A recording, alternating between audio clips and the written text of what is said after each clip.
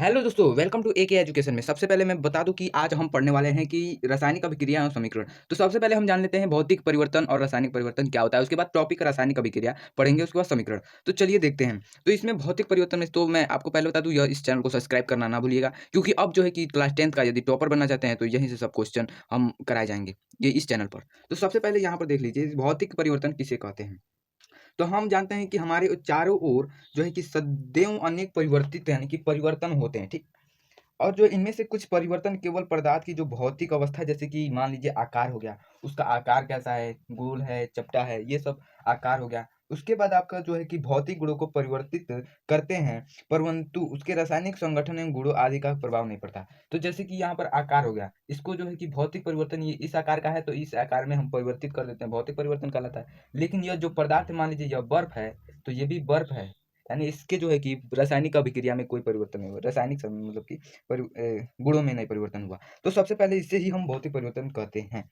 तो सबसे पहले हम जान लेते हैं इसका डिफिनेशन। हम पहले जान लेते हैं कैसे लिखेंगे। तो लिखेंगे क्या, बस यानी कि यही लिख देंगे, वह परिवर्तन। क्या लिखेंगे? वह परिवर्तन जो जिसमें नहीं, वह परिवर्तन जिसमें भौतिक अवस्था, बहुत सिंपल, यानी आप बस एक बार इसको पढ़ लेंगे और जान जाएंगे किसे कहते हैं। तो अभी उदाहरण जब जाएंगे तो आपको बिल्कुल समझ में आएगा। तो पहले जान लेते हैं भौतिक अवस्था क्या क्या हो गया। भौतिक अवस्था जैसे आकार, आकार एवं एवं भौतिक गुणों में, भौतिक यानी कि जो बाहर बाहर गुणों में परिवर्तन परिवर्तन होता है, लेकिन उसके बाद लेकिन रासायनिक गुणों में परिवर्तन परिवर्तन नहीं होता है बस भौतिक परिवर्तन कहलाता है, परिवर्तन कहलाता है। क्या कहलाता है? भौतिक परिवर्तन कहलाता है, ठीक। यहाँ पर आप समझ में गए होंगे। अब उदाहरण ऐसा लेंगे जो कि आपको समझ में आए। तो मान लीजिए ले लिए एक, आपको मालूम ही होगा, बर्फ का गलना, का गलना, ये आपका उदाहरण है। एग्जाम्पल तौर पे आपको बताएं कैसे। यदि बर्फ को गलना, यानी मान लीजिए यह ठोस अवस्था में था, इसे बर्फ कहो या जल कहो, जब यह गल जाएगा, यानी इस मतलब कि ठोस अवस्था में था, और इसी को जैसे कि यहाँ पर यदि हम इसको गला दिए, यानी सूर्य की किरणें या गर्म चीज उसको रख दिए, तो यह गल जाएगा, तो एक जल जल यानी कि एक मतलब कि जल के रूप में यह परिवर्तित हो जाएगा, यानी कि द्रव हो जाएगा, द्रव। और ये ठोस था। तो यहाँ पर इसको तो बर्फ या जल दोनों कह सकते हैं, इसको भी जल या बर्फ कह सकते हैं, दोनों को, ठीक। लेकिन यहाँ पर ठोस था, यहाँ पर द्रव हो गया, और इसी परिवर्तन को हम भौतिक परिवर्तन कहते हैं। और दूसरा एग्जाम्पल लेते हैं। दूसरा एग्जाम्पल क्या कहता है कि जल का जमना, वही बात हो गया, जल का जमना, का जमना, जमना कैसे हो गया, ये देखिए। आपको जैसे कि जल का जमना है, मतलब कि जल है और यह जम के बर्फ हो गया, जल ये कहो या बर्फ कहो। जब बर्फ हो गया तो यानी कि यह द्रव से ठोस में हो गया, और ये मतलब कि ठोस से द्रव, इसे उत्क्रमणीय मतलब कहते हैं, जो कि दोनों हो सकता है।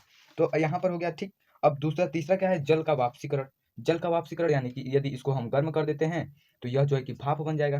क्या बन जाएगा? भाप। यानी कि यह द्रव था, वो गैस में चेंज हो जाएगा, गैस में चेंज होगा। इसी जो है कि परिवर्तन को मतलब कि रासायनिक भौतिक परिवर्तन कहते हैं। और एक और उदाहरण समझ लेते हैं सबसे पहले। तो एक और उदाहरण आपका क्या बनेगा, तो देखिए। तो एक और उदाहरण क्या बनेगा मैं बता देता हूँ। एक उदाहरण और बनेगा कि मोमबत्ती का पिघलना, मोमबत्ती का पिघलना,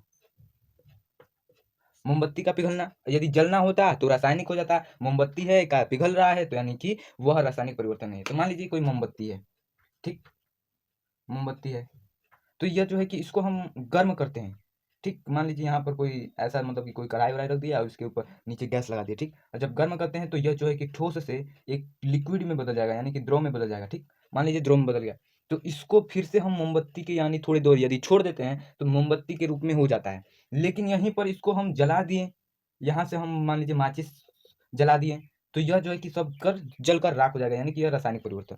ये भौतिक परिवर्तन कब कहलाएगा? रासायनिक परिवर्तन। जब पिघलना होगा तो भौतिक परिवर्तन और जलना होगा तो रासायनिक परिवर्तन। तो अगला देखते हैं क्या कहता है कि रासायनिक परिवर्तन। रासायनिक परिवर्तन,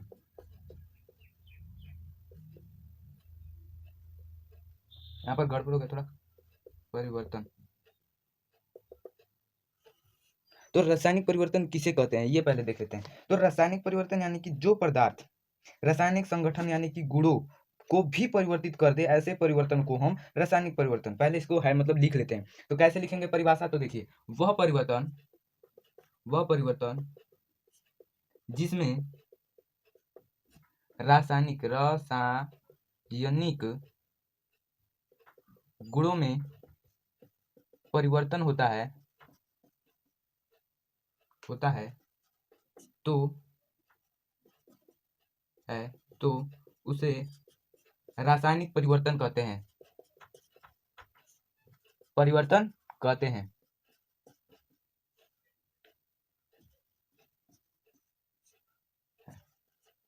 अब इसका एग्जाम्पल तो देख लेते हैं। तो यहाँ तक हमने लिख लिया, ठीक। अब इसका एग्जाम्पल क्या होता है? तो एग्जाम्पल नंबर फर्स्ट देखिए, उदाहरण नंबर फर्स्ट।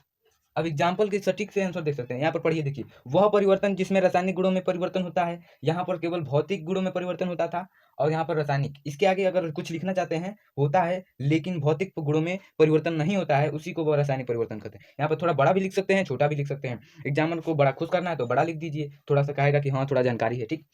अब देखिए क्या इसमें कहता है, दूध का फटना। दूध का फटना, अभी ये कैसे दूध का फटना? तो मैं बता दूं, दूध का फटना इसलिए होगा क्योंकि ये देखिए, यदि आप मतलब कि यह दूध है, एक मान लीजिए दूध है, ठीक, यहाँ पर दूध है लिक्विड फॉर्म में, ठीक। और यहाँ पर मतलब दूध जब फट जाता है तो यह दही के रूप में कन्वर्ट हो जाता है। यहाँ पर आप देख सकते हैं कोई चीज़ नहीं कन्वर्ट हो रहा था, लेकिन यहाँ पर जो है कि यह एक लिक्विड था, यहाँ पर थोड़ा सा मतलब कि अलग चेंजिंग आ गई, जिसमें कि कुछ मतलब रासायनिक प्रक्रिया हुई और यह जो है कि दूध से दही बन गया। उसी को दूध का फटना कहते हैं। तो यहाँ पर रासायनिक अभिक्रिया हुआ, जैसे कि दूध था अब दही बन गया, यानी कि कुछ यहाँ पर अंदरूनी यानी कि अंदर से जो है कि मतलब प्रक्रिया हुई है, तब यह जो कि मतलब कि दही में कन्वर्ट हो गई। दूसरा देखते हैं, दूसरा क्या कह रहा है कि जंग का लगना।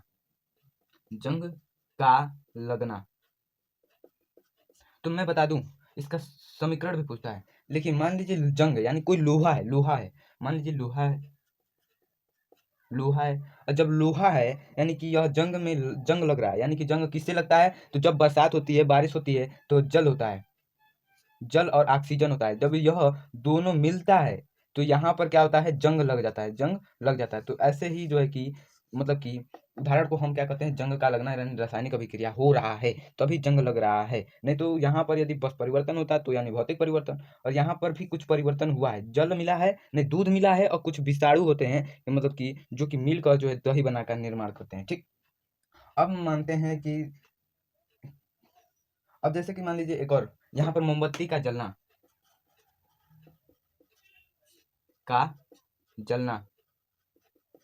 ये कैसे है? ये तो आप लोग समझते ही होंगे, ठीक।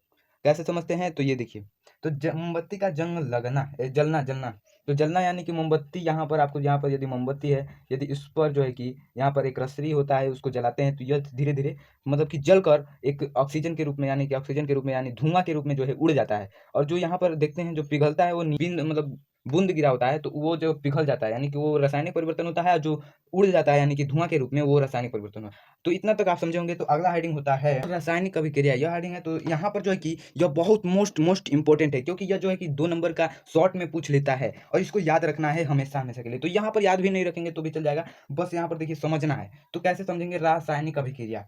यहाँ पर एक डिफिनेशन मैं पहले लिखवाता हूँ, फिर उदाहरण समझाएंगे, तो आप डिफिनेशन उदाहरण के सहित जो है कि डिफिनेशन याद कर लेंगे। तो कैसे लिखेंगे? सबसे पहले हेडिंग मतलब कि ये होगा रासायनिक परिवर्तन। तो इसका मतलब परिभाषा क्या लिखेंगे? तो लिखेंगे वह अभिक्रिया जिसमें दो एक या दो नहीं एक या एक से अधिक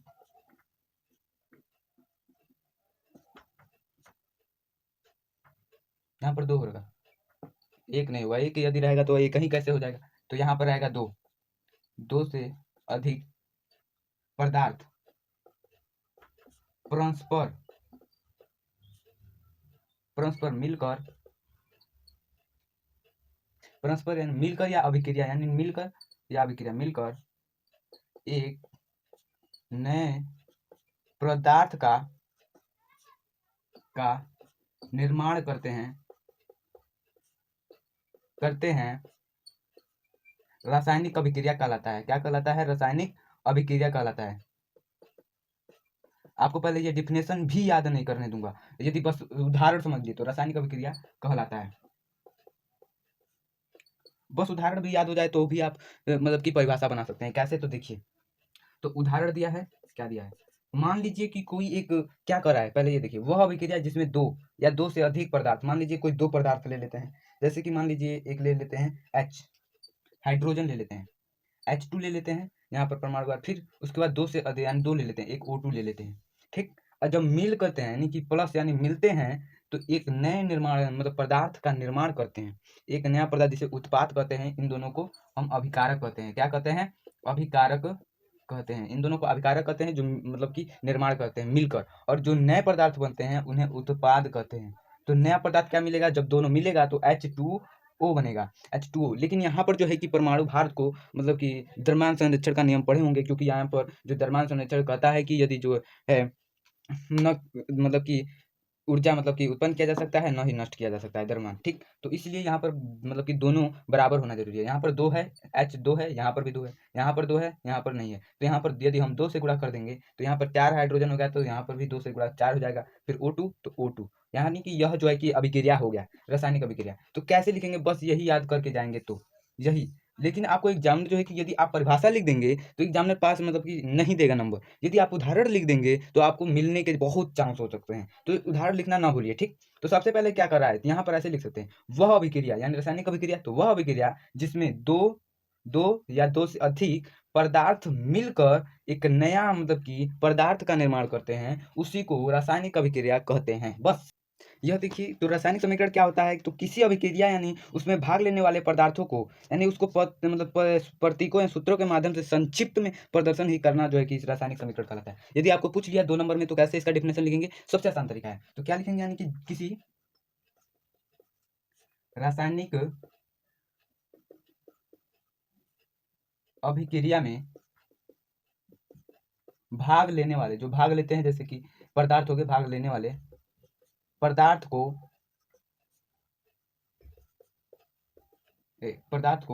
एक प्रतीक तथा सूत्रों द्वारा प्रदर्शित करना ही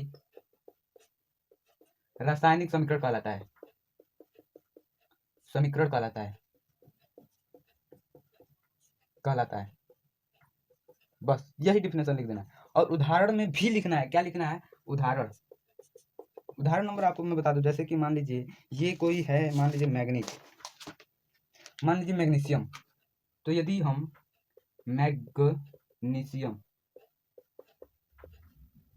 मैग्नीशियम को यदि हम ऑक्सीजन में मतलब कि अभिक्रिया कराएं, ऑक्सीजन से अभिक्रिया कराएं, तो हमें क्या मिलता है? Magnesium oxide. क्या मिलता है? Magnesium oxide.